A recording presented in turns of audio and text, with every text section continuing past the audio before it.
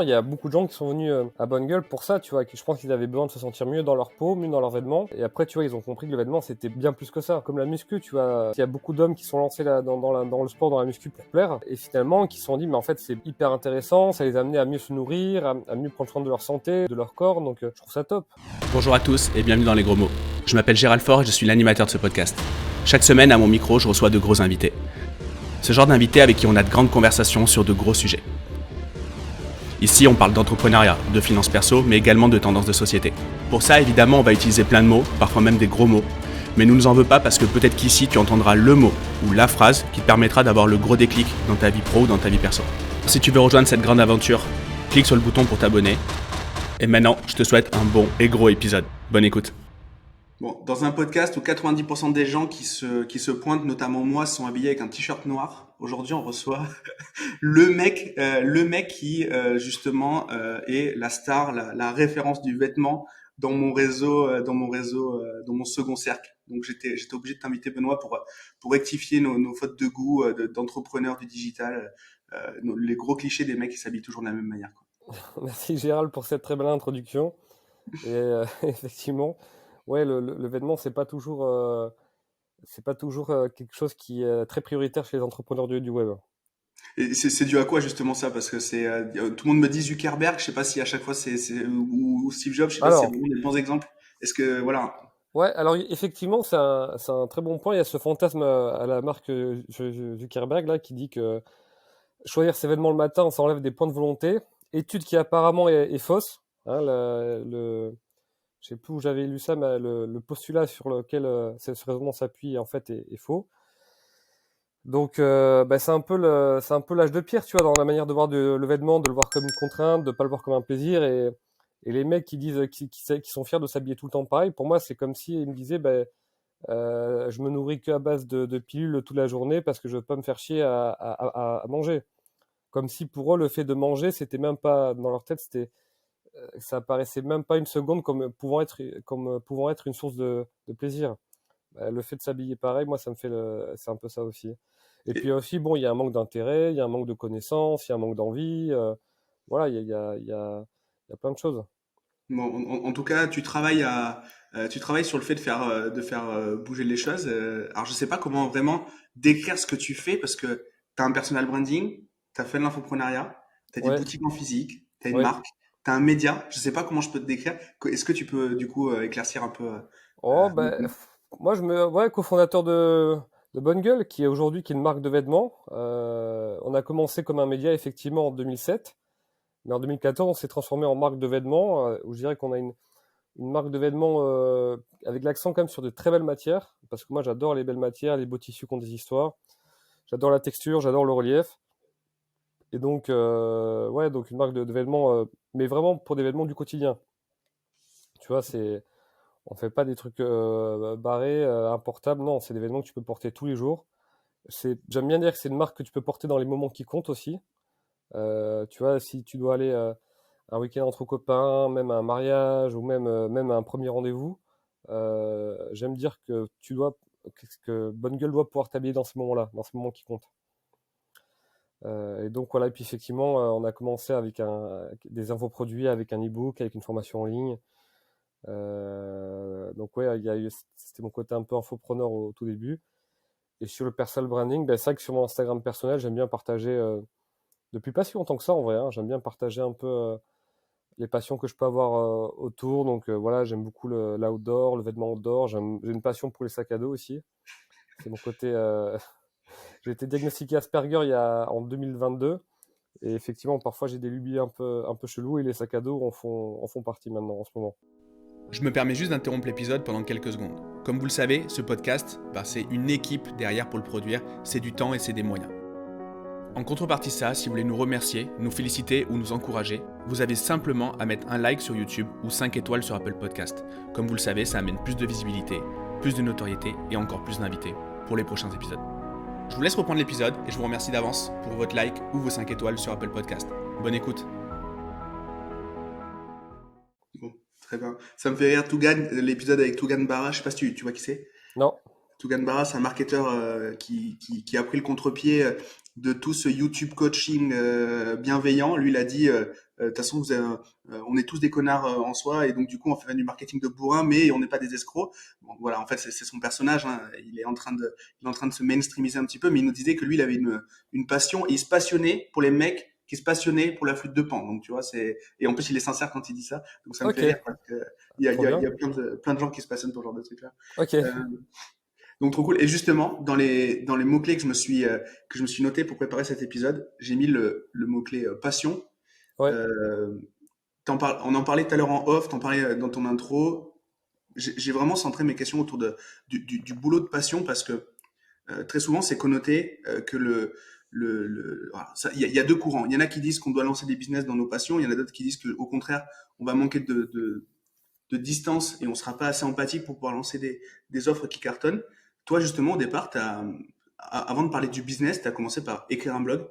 ouais. Euh, tu as écrit un blog, je sais, et quand je t'ai demandé de m'envoyer du contenu sur toi, tu m'as envoyé l'interview chez Olivier Roland. Mhm. Et donc, du coup, est-ce que tu peux me parler de toute cette période? Voilà, comment le déclic est venu? Pourquoi écrire un blog au départ? Ben, parce que j'aimais le vêtement, et j'aimais partager, j'aimais écrire, et ça. Bah, tu vois, j'ai un père qui était chercheur, en fait. Et, euh, et ce côté, bah, tu vois, ce côté de partager la connaissance, de la diffuser, je pense que c'était un peu ancré au fond de lui, finalement. Donc, ça a naturellement dilué sur moi. Donc, ouais, c'est en fait, le fait d'écrire des choses, j'ai toujours aimé ça, le fait ensuite de le partager, et le fait que des gens commandent mes articles, à l'époque, ça me paraissait complètement dingue. Je me disais, ouais, il y a vraiment des gens qui lisent ce que j'écris. C'est ouf. Donc, ouais, c'était vraiment le goût du vêtement, mais plutôt sous un angle assez produit, de comprendre comment il est fait, les différentes qualités, je sais pas, là, bon, je porte un truc en cachemire, mais de comprendre qu'est-ce qui fait un beau cachemire, qu'est-ce qui fait un beau coton, qu'est-ce qui fait un beau denim, comment je choisis ces vêtements-là, où est-ce que je les trouve, à quel prix, etc. Donc, avec un côté très pratico-pratique et très respectueux du produit aussi, je pense. Et les personnes qui lisaient ton blog à l'époque, est-ce que c'est la même cible qui aujourd'hui ben, va acheter dans tes boutiques, par exemple? Ouais, je pense qu'effectivement, on a une clientèle qui a évolué avec moi. Au début, qui avait besoin, je pense, de repères très clairs sur, tu vois, il fallait le process.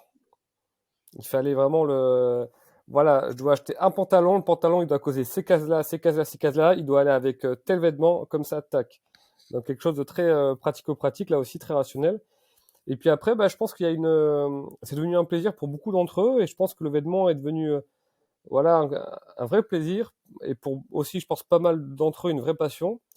Et du coup, maintenant, ils ont une envie d'avoir des vêtements qui ont toujours plus d'histoire, des choses peut-être un peu plus pointues, des pièces un peu plus fortes, ce genre de choses. Donc, une évolution vers un peu plus de singularité. Et les fans de Bonne Gueule, est-ce qu'ils sont fans d'autres médias, de d'autres marques?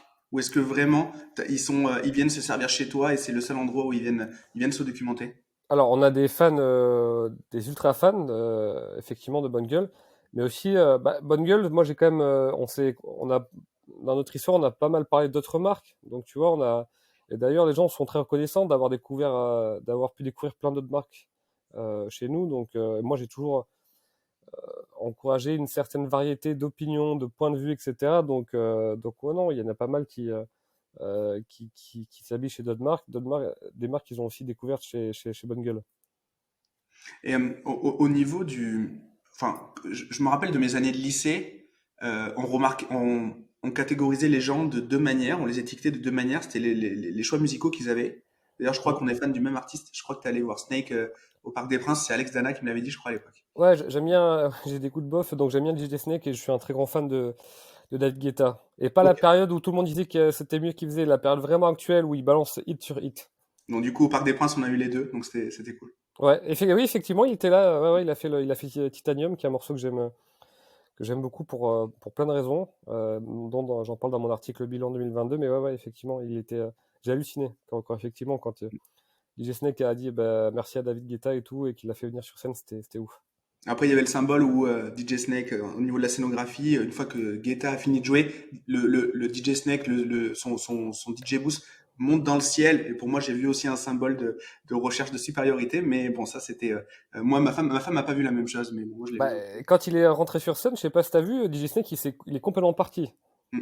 Tu vois, alors que quand il a fait venir d'autres artistes, il restait sur scène. Mais là, quand David est arrivé, il a complètement laissé place à David Guetta. Et d'ailleurs, ben, en ce moment, avec le copain de ma petite sœur, je travaille sur un remix de Titanium.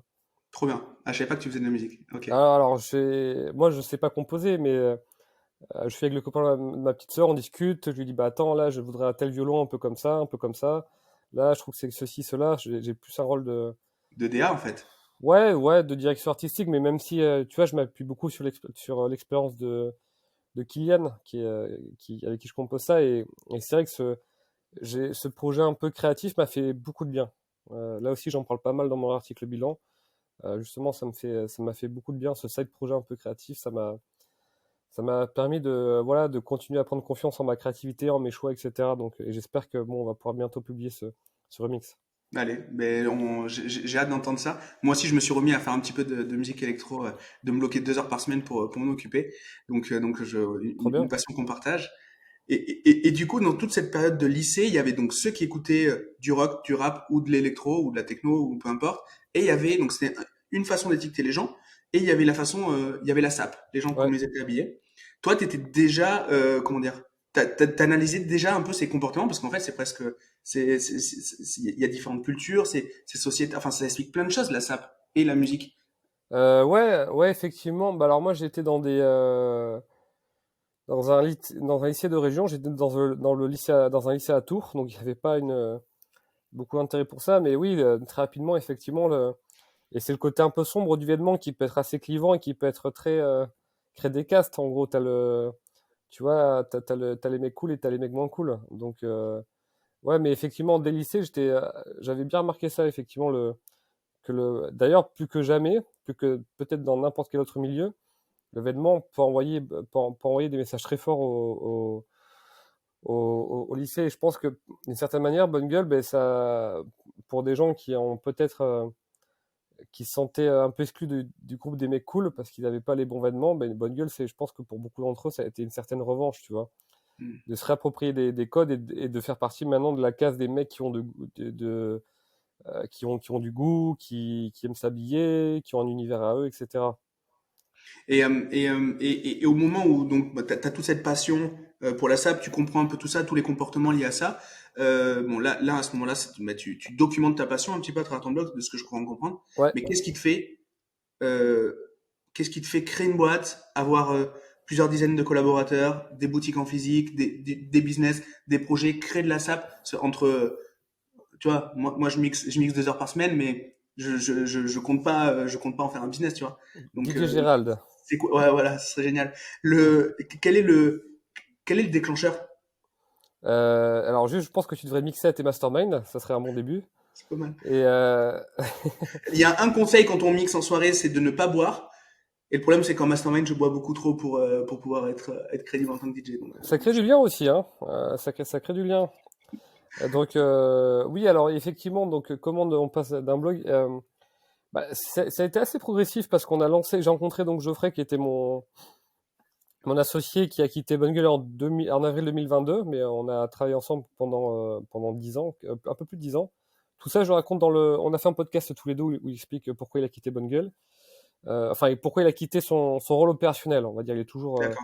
Il est toujours très largement actionnaire. Et ouais, donc on avait commencé en vendant un e-book. On a vu que ça marchait bien. C'était suffisant pour nous payer un. Enfin, mais non, mais j'ai oublié, putain, je suis bête, j'ai oublié l'étape. C'est que en juillet 2010, on me pose un pacemaker. Ok. On me pose un pacemaker en fait, parce que j'ai une maladie cardiaque héréditaire, mais qui a rien de grave. Qui a rien de grave. Et d'ailleurs, justement, mon pacemaker a joué un rôle très important en 2022. Là aussi, j'en raconte dans mon article bilan, dans, On va le mettre dans les références. Et d'ailleurs, il faut que je le lise, dans cet la article. partie 2. Dans la partie 2. Et effectivement, et c'est là où, tu vois, bon, même si c'était un pacemaker à titre préventif, il y a quand même pas une prise de conscience, mais une réflexion en disant, bon, ben, vu ce qui m'arrive, il est quand même temps de songer à avoir une vie cool, on va dire. Puis ça faisait déjà quand même quelques années que je m'intéressais un peu au développement personnel. Tu vois, Tim Ferriss, La semaine de 4 heures, je l'ai lu dès qu'il est paru en français en 2008. Donc c'était il y a un petit moment déjà. Et bon, baigner dans ça, je lisais pas mal Olivier Roland aussi, qui est devenu un super ami et que je salue. Donc baigner voilà, dans ces influences autour de la liberté, de l'infoprenariat, autour de toutes ces choses-là. Et ben voilà, je me suis dit bon ben voilà, il faut donner une chance à Bonne Gueule. Et puis en vrai, j'avais rien à perdre parce que j'avais rien. J'avais Ouais, pas de crédit immobilier. Bon, j'en ai toujours pas d'ailleurs. J'avais pas de femme, j'avais pas d'enfant, j'avais très très peu de possessions. J'avais littéralement rien à perdre. J'avais pas de carrière.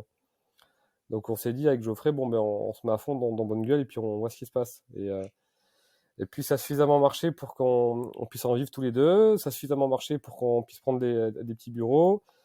Ça a suffisamment marché pour qu'on puisse prendre des stagiaires. Et ça a suffisamment marché pour qu'on puisse prendre nos premiers CDI, commencer notre collection. Tu vois, je sais pas si tu as vu la vidéo de DJ Snake qu'il a fait pour Beats, les casques où il dit club after club, city after city, country after country. Ben ouais, ça se fait un peu comme ça.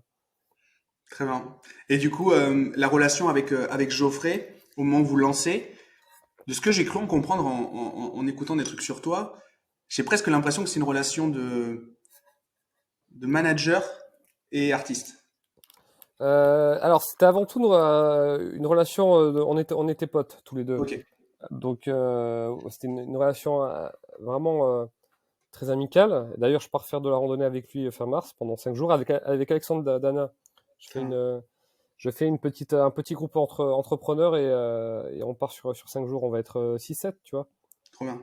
Bah, tu, Ouais, tu ouais, lui passeras le bonjour de ma part. avec grand plaisir. Geoffrey, il avait plutôt. Comment j'aimerais résumer notre relation avec moi et Geoffrey, c'est que moi, je suis plutôt passionné par l'événement et Geoffrey plutôt passionné par l'entrepreneuriat. Donc voilà, ça a été notre duo, ça a été un peu ça. Donc Geoffrey, il avait cette partie ouais, très pilotage, il aimait beaucoup le marketing, l'acquisition, la structuration. C'est vraiment quelque chose qui lui plaisait beaucoup. Et moi, bah, je mets tout simplement les produits, enfin le vêtement et les contenus. Hmm. Donc on a eu un peu cette relation-là pendant plus de 10 ans, avec CO et très peu de bas finalement, avec le recul. Hein. Je me dis ouais, il y a eu quand même assez peu de bas et puis voilà. Enfin, ouais, effectivement, c'était lui, il avait le côté. Mais tu vois, Romain Collignon, il a mis un modèle, c'est le modèle visionnaire et intégrateur. Hmm. Et moi, je me suis jamais vraiment retrouvé là-dedans avec Geoffrey, parce que Geoffrey, il avait sa vision à lui, moi aussi j'avais la mienne. On intégrait comme on pouvait aussi, chacun de notre côté. Donc je me suis jamais vraiment retrouvé dans cette solution, pas solution, dans cette vision. Et on construisait la vision à deux, la stratégie à deux, plein de trucs quoi. Et puis on se faisait confiance sur nos périmètres respectifs. Et est-ce que justement sur les périmètres, comme le sujet c'est le vêtement, que c'était ta passion, est-ce que le fait d'en faire un business, ça pervertit la passion ou pas du tout parce que t'avais quand même une appétence pour le business malgré tout et lui peut-être une appétence aussi pour la SAP ou peut-être d'ailleurs peut-être même Moi, pas. ça a rien du tout perverti, hein. Ok, Non, non, moi c'est au contraire. Je pouvais la vivre et je peux encore plus d'ailleurs la vivre pleinement. Tu vois, le fait de faire des salons, d'aller au Pitti, qui est un grand salon de prêt-à-porter masculin à Florence. Le fait ouais, mais de rencontrer plein de gens de cette industrie, plein de créateurs. Le fait d'essayer plein de vêtements d'ailleurs, hein, tout simplement non, moi ça a pas du tout perverti ma passion, bien au contraire. Mais et là, je pense que mon côté Asperger m'a aidé finalement à ne pas me lasser de cette passion, tu vois, à vouloir toujours creuser encore, encore, encore, encore, encore, encore et encore. Donc ça m'a, non, non, moi j'ai continué à bien kiffer ça et je pense qu'au contraire, tu l'évoquais tout à l'heure au niveau de la passion, je pense que la passion que j'avais et que j'ai m'a énormément aidé à surmonter plein de trucs, tu vois, parce qu'à la fin j'aimais trop ça, quoi. Et, Tu vois, et quand tu dois te déléguer à des collaborateurs, par exemple, qui vont, est-ce que justement cette passion, elle fait partie de ton process de recrutement? Tu es vraiment obligé enfin voilà, pour toi c'est obligatoire d'être un minimum passionné, ou alors vaut mieux vraiment être une brute en marketing ou en je ne sais quoi. Voilà, la part du vêtement dans tes recrutements, elle est comment? alors ça dépend vraiment des postes. J'ai tout essayé, et ça dépend vraiment des postes. Sur les postes liés au produit, honnêtement, il faut des gens passionnés. Parce qu'il faut des gens curieux, il faut des gens qui me disent: «Attends, tiens Benoît, regarde, t'as vu tel vêtement, qu'est-ce que t'en penses? T'as vu telle marque, ce détail-là, qu'est-ce que t'en penses?» Il faut des gens dans le produit, il faut des gens qui aiment ça, vraiment. Dans la partie contenu, j'ai pensé que c'était pas forcément nécessaire, mais avec le recul, je pense qu'effectivement, il faut des gens passionnés. Il faut des gens il faut des gens qui adorent écrire sur le vêtement.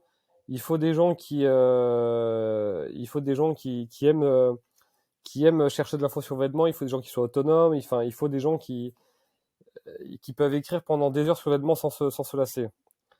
Sur la fonction marketing, c'est un peu plus nuancé, je dirais.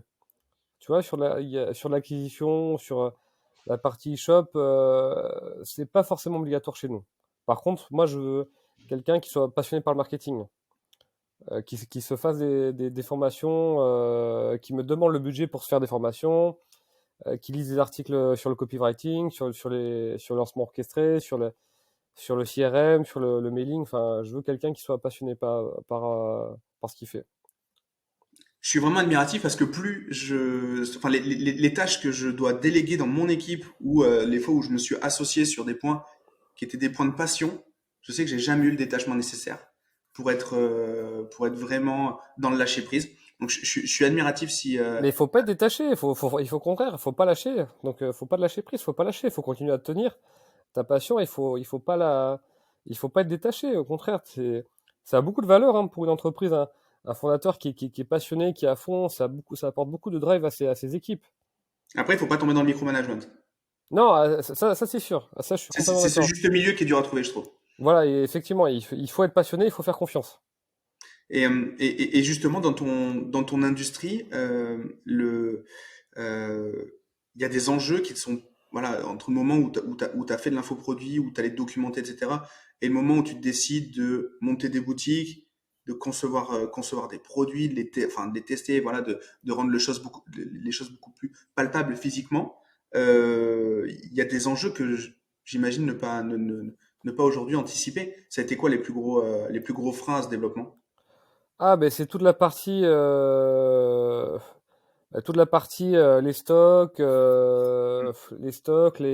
les écoulements, les invendus. Donc nous on en a eu toujours, on en avait peu, donc ça n'a pas forcément été un problème. Mais la partie purement logistique, comment t'envoies, tiens, mais un week-end où on vendait 300 paires de sneakers, mais comment tu fais pour envoyer 300 paires de sneakers, sachant que t'as pas de logisticien. Tu vois, t'as toutes ces choses-là, t'as la partie logistique, et toute la partie financière, parce que tu dois acheter du stock, tu dois le revendre, c'est pas comme l'infoproduit. Vous avez la chance, vous avez pas tout ça, vous. Donc ouais, il y avait toute la partie purement business pur en termes en termes de stock, d'achat de stock, en termes de besoin en front de roulement, qui est un peu l'oxygène de l'entreprise, en termes de logistique, en termes de toutes ces choses-là, en fait. Et au moment où tu passes le pas, tu t'es flippé de ça? Ou alors au contraire, ça sert la mission qui est... Ouais, un peu, mais pour le coup, Geoffrey, pour le coup, je lui dois beaucoup parce qu'il a toujours kiffé ce genre de truc, tu vois, ce genre de. Le fait qu'on ait tous ces problèmes à gérer, pour lui, c'était un peu en mode, putain, c'est cool, ça veut dire qu'on est en train de bien grandir, quoi. Il avait ce gros drive là ça lui faisait pas peur, ça, parce que justement, pour lui, c'était la preuve qu'on était en train de grandir, qu'on devenait de plus en plus influent, et donc il adorait ça. Moi, oui, moi j'étais un peu, ouais, Geoffrey a passé beaucoup de temps à me rassurer sur pas mal de trucs avec le recul. Et il y a eu des erreurs, des apprentissages qui aujourd'hui, enfin voilà, qu'aujourd'hui tu pourrais communiquer sur le fait justement de passer d'un business d'infoproduits où hélas trop d'infopreneurs ont des complexes à lancer des trucs en physique. Est-ce que justement tu aurais des apprentissages à communiquer maintenant? Du moins les trucs qui t'ont fait percuter à toi que Ouais, qu'en fait c'était pas. mais alors, passer une certaine taille, tu as des enjeux IT, mais que je pense qu'il doit aussi y avoir chez les infopreneurs. Mais ouais, nous, tu vois, donc il faut bien prendre ça très au sérieux quand même, sur la partie IT. Donc, mais aujourd'hui, tu vois, avec des choses comme Shopify, tu as plein de trucs super cool. Et oui, pour les infopreneurs qui aimeraient bien faire du physique et qui ont peur, moi, mon premier truc, c'est qu'aujourd'hui, il y a deux manières de le faire qui sont assez, le risque est assez mitigé. La première manière, c'est il y a l'option précommande avec des trucs comme Kickstarter, comme Ulule ou voilà, comme ce genre de choses. Et sinon, ben, faites comme nous au début, faites des collaborations avec des marques dans votre univers. Voilà, vous faites, et vous pouvez même mixer les deux, faire une collaboration avec une marque en précommande. Et ça, qu'est-ce qui te permet de séduire la marque, du moins d'amener assez de confiance pour qu'elle fasse un partenariat avec toi et pas avec moi, par exemple, qui connais que dalle au fringues. La première collaboration qu'on a faite, c'était avec une marque de jeans. Marque qui n'existe plus, qui s'appelait Rensen. Marque sur laquelle on avait déjà beaucoup communiqué sur notre blog, parce qu'à l'époque c'était un blog. On avait envoyé pas mal de clients, donc la marque savait qu'on avait une traction et qu'on avait un pouvoir d'influence, entre guillemets. Parce on lui avait envoyé beaucoup de clients, mais de manière gratuite. Enfin, on demandait rien en retour, c'était vraiment parce qu'on aimait sincèrement cette marque. Donc tu imagines bien, quand on est allé la voir, elle a été évidemment de suite partante pour faire une collaboration. Ensuite, la collaboration a vraiment super bien marché.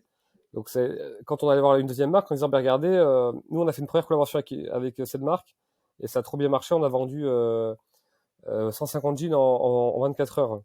La marque, voilà, elle accepte, la collaboration se passe bien, marche bien, donc tu vas avoir une troisième marque. Enfin, tu vois, c'est à chaque fois Ouais, bien sûr. tu fais levier. Mais Hmm. sinon, ouais, ben, je pense qu'il faudrait montrer un petit, tu vois, il faudrait montrer un petit coup de pouce à la marque en disant ben, que tu as une audience qui achète, tu as une audience qui ouvre tes mails, tu as une audience qui convertit, et puis simplement, je sais pas, tu peux essayer de faire une vidéo YouTube ou un contenu sur cette marque que tu aimes bien pour telle et telle raison. Et puis montrer à la marque que tu comprends bien ce qu'elle fait, que tu as une audience qui est réceptive, etc. Donc il y a plusieurs manières de montrer entre guillemets patte blanche. Ouais, j'ai un peu l'impression dans ce que tu dis que c'est si en fait tu montres à la marque que tu veux séduire, que c'est pas une marque comme une autre, qu'elle est vraiment importante pour ta commune, j'ai quand même l'impression que qu'il y a un traitement particulier, que ça va aider justement à ce gain de confiance, quoi. Ben ouais, c'est montrer de la passion en fait, hein, tout simplement. Mm. Montrer que tu es passionné par cette marque, que tu la comprends, que ton audience la comprend, et voilà, ça va aller tout seul. Je comprends votre binôme avec du coup ton associé cofondeur. Bon. Mais du coup, est-ce qu'à un moment, toi, tu as eu l'impression comment dire, qu'en structurant ta boîte, en faisant quelque chose avec des collaborateurs, Bon. on en parlait tout à l'heure, tu as un board aussi, on en parlait tout à l'heure en off, voilà, tu as des boutiques en physique. Je veux dire, là, c'est une boîte, quoi. Je veux dire, c'est une boîte. Est-ce que tu as l'impression d'avoir perdu un peu de liberté sur le temps? Et voilà, est-ce que c'est un sujet pour toi? Oui, alors quand même, ça a été des sacrifices, hein, bonne gueule, hein, clairement. Ouais, ouais, mais c'était une époque, tu vois, on a pris nos premiers bureaux, j'avais 24 ans, donc là j'en ai 35. C'était la fast life aussi. Moi, j'aimais bien ce bouillonnement où tous les soirs j'offrais, on dînait avec des créateurs, avec des journalistes, avec des entrepreneurs. C'était trop bien, quoi, tu vois. Donc, oui, mais enfin, j'avais cette vie-là et du coup, parfois, effectivement, les heures sup que je pouvais faire, le volume de travail, c'était de bonne guerre parce qu'à côté, j'avais des moments Hmm. fabuleux, j'avais des rencontres fabuleuses. Donc, oui, il y a eu des sacrifices, il y a eu effectivement, j'ai eu parfois moins de temps libre, ça c'est clair, mais ouais, j'ai pas l'impression que ça, tu vois, je suis pas sûr que j'aurais fait quelque chose de mieux de mon temps libre en fait. Ok. Ah, hyper intéressant. Ouais, tu vois, ok, du temps libre pour faire quoi? Pour voir des potes, mais je les voyais, j'étais tout le temps à droite à gauche en week-end avec eux, ou le soir, du temps libre ouais. Et puis souvent en plus sur mon temps libre, je traînais sur des e-shops, j'allais en magasin, j'allais en boutique, enfin tu vois, et ces choses-là avaient de la valeur pour Bonne Gueule aussi, donc non, ouais, il n'y a pas eu j'ai pas l'impression ça n'a pas été un sujet. Par contre, en termes de liberté, c'est clair qu'aujourd'hui, par rapport à des potes qui sont purement infopreneurs, qui ont des toutes petites équipes, oui, j'ai l'impression qu'eux, ils ont plus de flexibilité et de souplesse. Et cela dit, tu vois, avec Alexandre Dana, on s'est dit qu'on aimerait bien aller au Japon pendant un mois ou deux, et je me dis, mais en fait, pourquoi je pourrais pas, quoi? Pourquoi je pourrais pas? Pendant le Covid, ça a très bien marché quand il y avait les confinements, télétravail. Je pense que mon équipe, elle serait ravie pour moi, d'une part, elle serait super contente. Parce que je pense que mon équipe, elle aime bien voir quand je suis quand je suis dans des trucs qui me passionnent, tu vois, quand je suis animé par la passion. Donc je me dis, mais en fait, pourquoi je pourrais pas, tu vois? Je pense qu'avant, j'avais ce truc-là, peut-être un espèce de complexe où en me disant, j'ai pas envie que mon équipe pense que je bosse pas ou que je bosse peu. Mais en fait, je pense que j'ai largement prouvé que j'étais très investi et que je travaillais beaucoup, tu vois. Et même d'ailleurs, c'est même pas une course hein, à ceux qui va travailler le plus. Je pense que mon équipe, elle préfère m'avoir quand peut-être je fais des heures plus resserrées, mais quand j'ai un vrai impact, quand je donne des directions claires, quand je donne de la passion, quand je suis agréable à travailler, plutôt que de me voir épuisé à travailler 12 heures par jour. Et là Mm. où je suis désagréable et où j'ai du mal à prendre des décisions. Donc, tu vois, là, j'aimerais bien lancer une petite ligne de vêtements vraiment purement outdoor. Mais c'est clair que j'aurais aucune culpabilité à partir 15 jours faire un GR pour les tester, tu vois. Et je pense que mon équipe, elle sera trop contente parce que ça me permettra de faire des super articles, de créer des super contenus. Donc, ouais, j'ai eu tendance à penser que j'avais moins de liberté. Mais là, je suis en train de me dire que c'est peut-être moi qui ai créé tout ça dans ma tête, qui ai construit mes propres chaînes. Justement, là, tu précèdes un peu ma question. Je voulais te demander dans les contenus que j'ai vu de toi, la place du dev perso, elle a l'air importante. T'en parles beaucoup, t'en as déjà parlé tout à l'heure. T'es venu comment ouais, au dev perso? C'était quoi ton cheminement? Alors, c'est une bonne question parce qu'effectivement, moi, je me suis intéressé à une époque où c'était très tabou comme sujet en France. Tu vois, c'était pas dire que t'aimais le développement personnel à une époque, c'était pas très, enfin, t'étais vu comme quelqu'un d'un peu bizarre. Ok. Mais quand t'as Asperger, il y a un truc qui est bien, c'est que tu portes assez peu de jugement sur les choses. Des fois c'est bien, des fois c'est une faiblesse. Et c'est vrai que moi j'ai toujours vu ça de manière très neutre en me disant voilà. Puis bon, j'ai découvert ça c'est venu très progressivement par Olivier Roland notamment, qui avait son super blog sur des livres pour changer de vie, voilà, qui a ouvert plein de trucs à plein d'autres sujets, à Tim Ferriss, à toutes ces choses-là, à Ramit Sethi, à Mark Manson, à tous ces grands noms. Et puis c'est venu petit à petit, et en fait je me suis aperçu que lire un peu du développement personnel sur 15 ans, et ben t'as un effet d'intérêt composé mine de rien, qui se met en place, qui finalement qui est très puissant. Donc moi c'est venu petit à petit par Olivier Roland principalement, je dirais.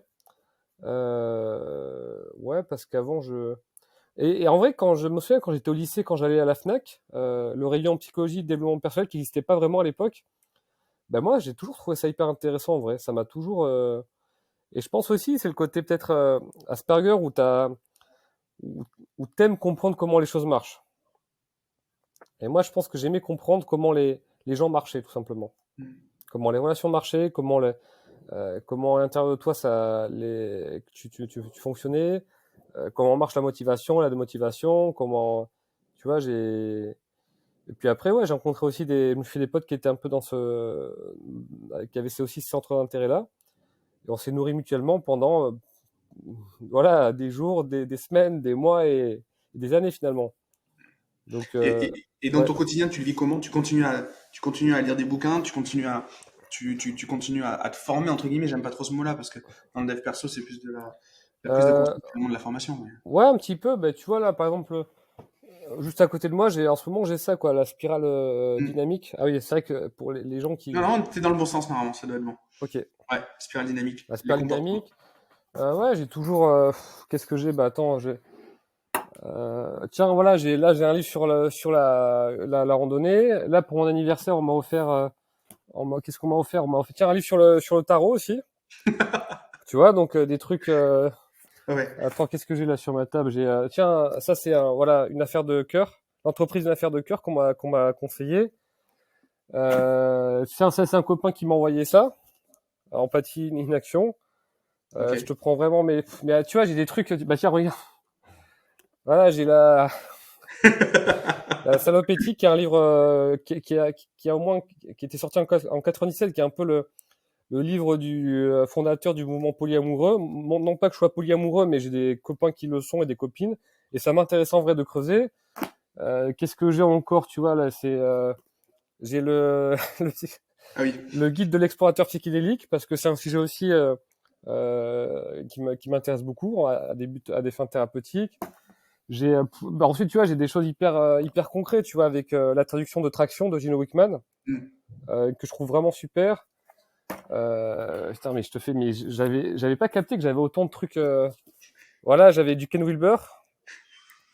Ça, c'est posé sur ma table basse, hein, donc vraiment, c'est pas du tout préparé. Les archéologues, dans 2000 ans, s'ils découvrent ton appart, ils vont rien comprendre, en fait, à qui vivait là, en fait. Voilà, là, j'ai un livre de Elliot Meunier, qui a un pote avec qui je pars faire une randonnée, d'ailleurs, qui est sur la prise de notes. Ah ben tiens, mais regarde ce qu'on m'a offert aussi pour Noël.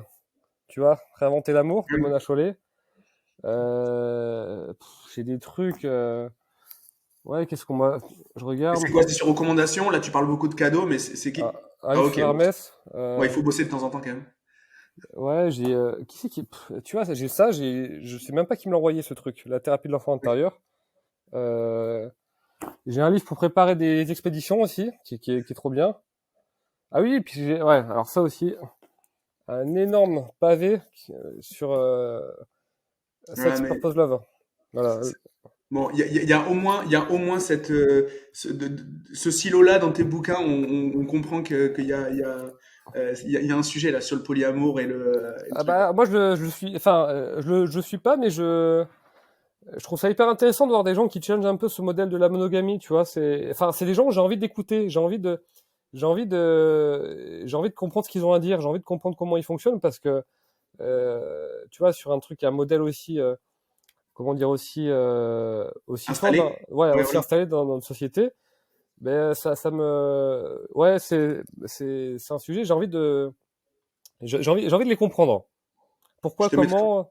je te mettrai en relation avec l'abbé Raffray. Il te donnera son avis. Je pense qu'il il sera pas pour ce genre de truc, mais parce que lui, il est pour le modèle très installé, tu vois. Avec qui ça? L'abbé Raffray qui est passé sur le podcast, qui fait qui est un abbé en fait, qui a des Ah, ouais. cathos. Voilà. Lui, je pense pas que ça soit son. Ah bah ouais, mais justement, C'est intéressant. quand tu lis Ken Wilber, tu comprends. Enfin, moi, j'aime beaucoup Ken Wilber, qui est un philosophe américain qui a fait beaucoup de parler de lui pour l'approche intégrale, et qui a fait un modèle d'évolution de conscience sur plusieurs stades. Voilà, quand tu lis ça, tu comprends ce genre de choses, et évidemment qu'il peut pas être pour le polyamour, cet abbé, parce que précisément, il est comment dire, dans des perspectives où tout doit être bien dans l'ordre. Avec l'Église, c'est quand même une organisation avec une hiérarchie qui est très clairement définie. Faut pas que ça dépasse du cadre, donc oui, évidemment qu'il peut pas être pour. Voilà, et Voilà. puis surtout, voilà, j'ai des copains et des copines autour de moi qui explorent un peu ces questions-là, et ouais, c'était ouais, envie de comprendre, en fait, envie de comprendre ce qu'on peut challenger, envie de comprendre pourquoi, comment, voilà. T'aurais pu lancer un business dans le dev perso? Et je pense pas, parce que je pense que je vois pas ce que j'aurais pu raconter de mieux que les autres. Mais même si sur Instagram, c'est marrant que tu parles de ça, j'ai de plus en plus de gens qui me disent qu'ils aiment bien quand je m'exprime un peu sur ces sujets-là, tu vois. Donc, euh, donc ouais, pourquoi pas. Mais j'avais posé une question à mon équipe éditoriale en disant, imaginez que voilà, je suis à votre disposition pendant 2 semaines pour écrire un livre. Sur quoi est-ce que vous aimeriez me voir écrire? Et effectivement, j'avais eu quelque chose sur un livre de développement personnel. Ok.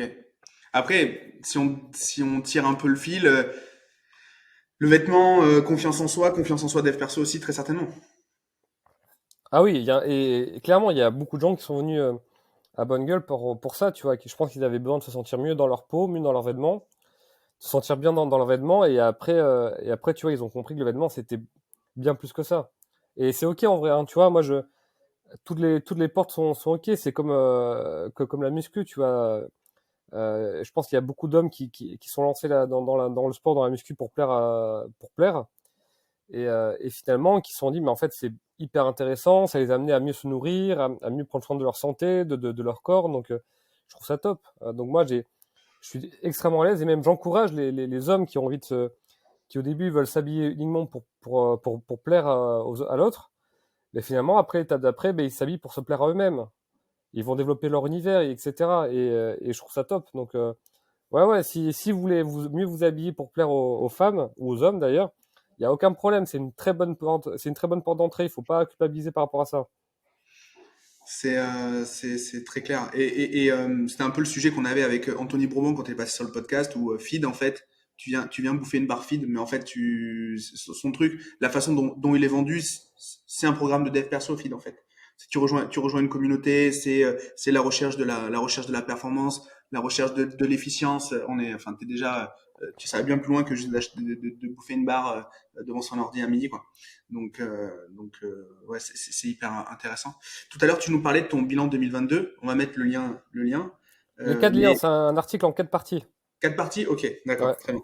Bah, alors du coup, si tu dois nous le vendre, ce bilan, quelles sont les grandes étapes? Alors, on le lira évidemment, mais si tu dois nous le pitcher un petit peu, il s'est passé quoi dans ton année 2022? Alors, il est divisé en 4 parties. Donc, la première, c'est, je dirais, de janvier à juillet. De janvier à fin juin, où là, il y a des grosses difficultés qui arrivent chez Bonne Gueule. Il y a beaucoup de...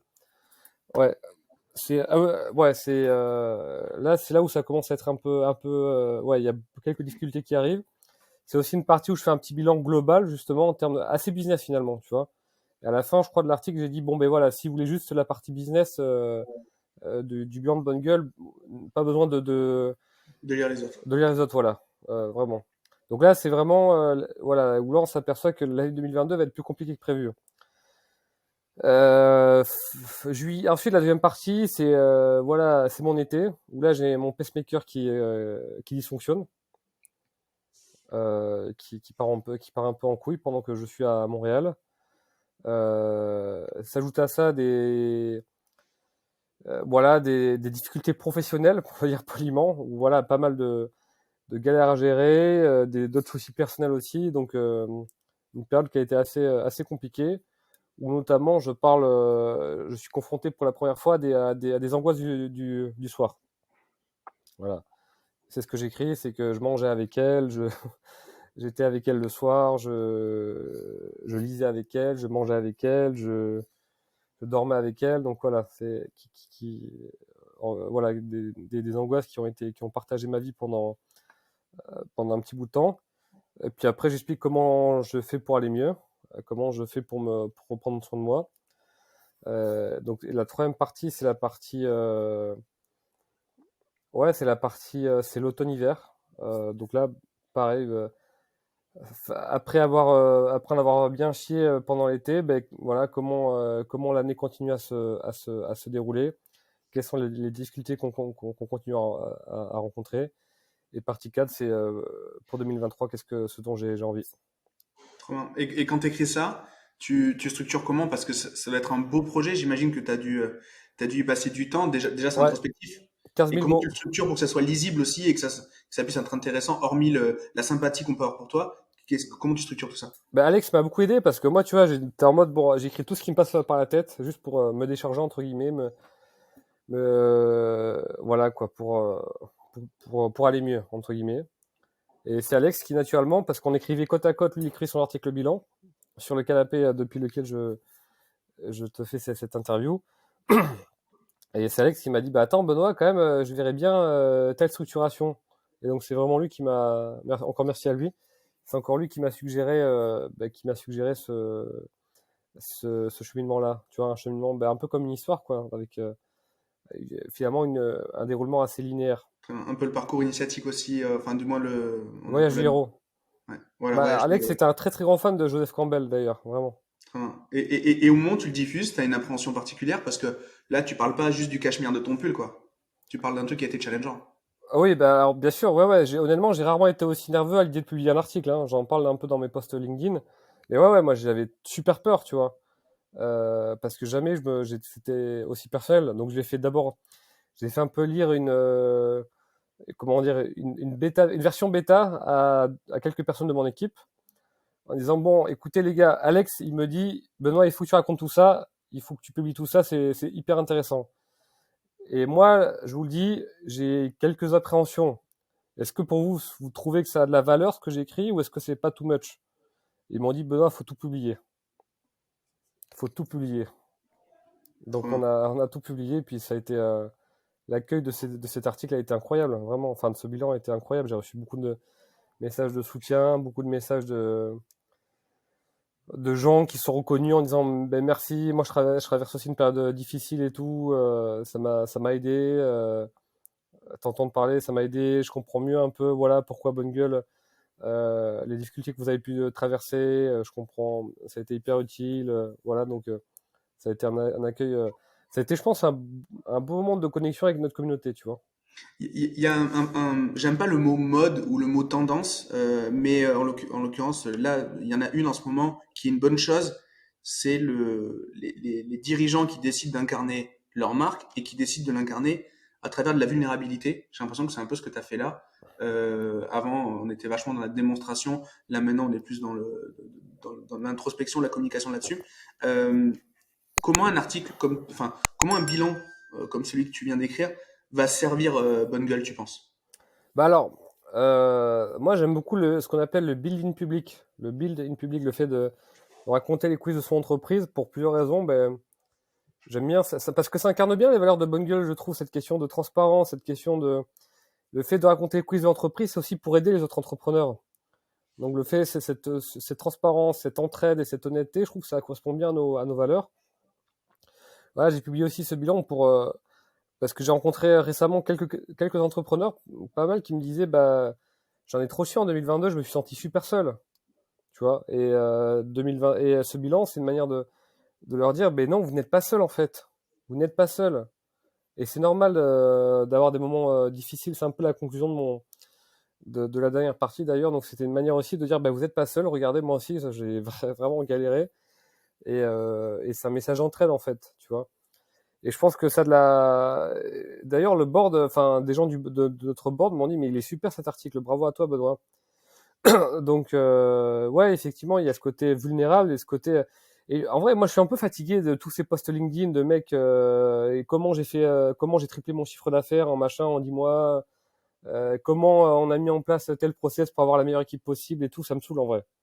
Donc, Je partage à 1000%. donc voilà, là, j'ai envie de raconter l'histoire d'un entrepreneur qui galère, où c'est difficile, qui a peur, qui a des doutes, qui a des angoisses, mais qui a de la passion et qui a de l'espoir. Tu vois, j'ai envie de raconter tout ça. Est-ce que justement, ce côté inspirationnel pour d'autres entrepreneurs, pour tes pairs, est-ce que ça, c'est quelque chose que tu vas continuer à développer? C'est quelque chose, tu comptes en faire enfin quelque chose en particulier, un livre, ou autre chose, ou... Ouais, alors je sais pas comment, mais ça m'a beaucoup plu. J'aimerais bien continuer. J'aimerais bien, notamment essayer d'être plus actif sur LinkedIn. Mais le problème de LinkedIn, c'est que je l'ouvre et de suite j'ai envie de le fermer parce que c'est toujours les mêmes trucs avec ce copywriting à la LinkedIn insupportable. C'est ça le problème. Donc, je suis assez critique envers LinkedIn. Mais voilà, je me dis, ben, ok, si tu es critique sur envers LinkedIn, mais c'est aussi un terrain super propice pour créer quelque chose de très différent, tu vois. Donc voilà, je réfléchis encore à comment je peux être pertinent Hmm. sur ces choses-là. Mais ouais, il le racontait aussi sur Bonne Gueule. Tu vois, l'article qu'on avait fait où j'expliquais pourquoi on devait augmenter nos prix, il a très bien marché, alors que c'était assez inattendu. Moi, tu vois, quand on a augmenté les prix, là, c'était hyper naturel pour moi de dire bon, on va expliquer à notre communauté, mais je m'attendais pas à ce que ça marche comme ça. Donc, Et, donc ouais, j'ai envie effectivement de m'exprimer plus en tant qu'entrepreneur finalement, en tant que pas uniquement comme étant hyper passionné du vêtement. hmm. Bah, en plus, quand on discute avec toi, en tout cas, moi, c'était mon premier réflexe, c'était de te parler un peu du vêtement, mais histoire de quoi. C'est même pas ce qu'on a envie de creuser, c'est ton parcours, c'est ton cheminement, donc tu l'incarnes très bien, en plus, ce truc-là, du dirigeant inspirant, hein. En tout cas, moi, on a pas mal de potes en commun, on en parlait tout à l'heure en off, et c'est ce qui revient de toi très souvent. Et d'ailleurs, justement, tu les choisis, enfin, tes potes aujourd'hui, tu structures comment, toi, ton réseau proche? Comment t'es accompagné au quotidien? Euh, sur l'amical ou le professionnel? Disons l'amical. Mes potes, bah, j'ai des potes qui sont très différents vraiment. J'ai pas que des potes entrepreneurs et je veille soigneusement à ne pas avoir que des potes entrepreneurs. Donc j'ai vraiment des amis très différents, que ce soit en termes de situation, d'idées d'ailleurs. Enfin, c'est hyper important pour moi d'avoir des amis hyper différents. Ouais, ouais, qui pensent pas que comme moi. Tu vois, j'ai mes potes de lycée de Tours que je vois encore de temps en temps. Franchement, bonne gueule, ils s'en foutent en vrai, hein. Alors que c'est mes amis très proches, je suis même pas sûr qu'il y a. Ici, il y a mon pote Jordan qui a lu l'article bilan, mais les 5 autres, je suis même pas sûr qu'ils aient, qu'ils aient lu l'article bilan ou qu'ils sachent que j'ai publié un article bilan, quoi, tu vois. Donc, et je les aime de tout mon cœur quand même, c'est pas un problème. Et c'est cool aussi, tu vois, parce qu'ils m'aiment vraiment ils aiment pas le bois de bonne gueule, ils aiment le Benoît tout court, donc c'est cool Mm. aussi. Mais j'ai aussi évidemment des potes entrepreneurs, enfin, tu vois, je dirais que je pense quand même que j'ai un cercle social assez étendu, mine de rien, ce qui est ce que j'ai toujours trouvé assez paradoxal pour un Asperger, mais j'ai toujours organisé des trucs pour mes potes, pour le coup. C'est vraiment un truc et je pense, mine de rien, ça, c'est comme ça que je me suis créé un cercle assez solide, je pense, avec des amis qui ont des perspectives très différentes, encore une fois. Donc ouais, ouais, je dirais pas qu'il y a une manière de structurer ça. Je vois mes amis quand j'ai envie de les voir, ils me voient aussi, on organise des trucs, ça reste assez simple. Euh, Mm. mais pour moi, comme disait mon pote Valentin, justement, qui est une marque de thé matcha bio qui s'appelle Kumiko Matcha, que j'aime beaucoup, il me disait que lui, les relations sur le tissu de la vie. Et chez Bonne Gueule, on adore le tissu, tu vois. On adore les belles matières, les belles textures, et je trouve que l'analogie, elle est top. Et en vrai, quand t'as des relations de merde, ça a tellement un impact de merde sur ta vie que c'est hyper important de cultiver des bonnes relations autour de soi parce que c'est un impact phénoménal. Je vois pas comment tu peux, comment dire, avoir une vie épanouie, sereine, si t'es entouré de personnes qui te font pas du bien. Mm. Mais tu Et sais, si dans les toi moments d'ailleurs de... tu fais Pardon, pas du excuse-moi. bien, et si toi tu fais pas du bien aux personnes autour de toi d'ailleurs. Oui, Donc, ça c'est clair. Ouais. ouais, c'est pour ça que je pense, j'en parlais dans un autre podcast d'ailleurs, c'est marrant, je pense que c'est hyper important d'investir un peu de temps pour avoir des relations de qualité en termes d'organiser des choses, mais en termes aussi entre guillemets, de connaissances, tu vois. Qu'est-ce qu'une relation saine? Qu'est-ce qu'une relation avec quelqu'un qui manipule? Qu'est-ce qu'une relation amoureuse qui marche bien? Enfin, toutes ces choses-là, en fait. Voilà, il faut pas hésiter à investir du temps parce que l'impact dans ta vie, il est phénoménal. Je suis ultra d'accord. Et quand tu me parles de tes deux cercles, ton cercle d'entrepreneurs et ton cercle de tes amis d'enfance qui ne sont pas dans ce milieu-là, moi je vis exactement la même chose avec mes potes. Et je remarque que les relations, contrairement à ce qu'on pourrait penser, il y a une relation beaucoup plus ascendante avec mes potes entrepreneurs. Alors quand je dis pote, hein, je dis pas ami, hein, mais où il y a toujours un leader et des suiveurs. Alors que dans mes potes qui vivent dans mon village natal, qui ont dû faire, voilà, qui partent en vacances une fois par an et qui ont pas bougé du village, ils habitent à 500 mètres de chez leurs parents, bah en fait il n'y a pas du tout cette relation ascendante. Et je trouve ça plutôt cool. Alors que dès que tu as des débuts comment dire, de réussite, alors là on met le mot qu'on veut, enfin on met la définition qu'on veut derrière, avec, professionnel, on pourrait croire que justement quand on revient en héros au village et pas du tout en fait.